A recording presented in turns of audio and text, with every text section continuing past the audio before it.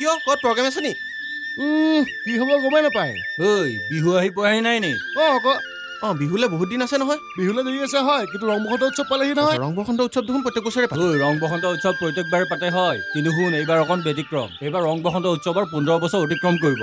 লগতে এইবাৰ 9 আকৌ শিতান গম পাৱ নে নাই ৰং বসন্ত ৰাণী ৰং বসন্ত বৰ বিহুৱা ৰং বসন্ত সৰু বিহুৱতী ৰং বসন্ত ওজা আৰু আছে শ্ৰেষ্ঠ ৰাতি বিহু শ্ৰেষ্ঠ হুঁচৰি শ্ৰেষ্ঠ জেং বিহু শ্ৰেষ্ঠ মুকলি বিহু শ্ৰেষ্ঠ মঞ্চ বিহু প্ৰতিযোগিতা এতিয়া ৰৈ থকা কাৰণ কি আৰু ধৰিব লাগে এই উৎসৱত আপুনি যদি অংশীদাৰ হ'বলৈ বিচাৰে তেন্তে প্ৰপত্ৰ সংগ্ৰহ কৰিব পাৰিব নিউজ লাইভৰ মুখ্য কাৰ্যালয় অথবা নিউজ লাইভৰ স্থানীয় সংবাদদাতাৰ পৰা অথবা ৰং টিভিৰ ফেচবুক পেজৰ পৰাও প্ৰপত্ৰ সংগ্ৰহ কৰিব পাৰিব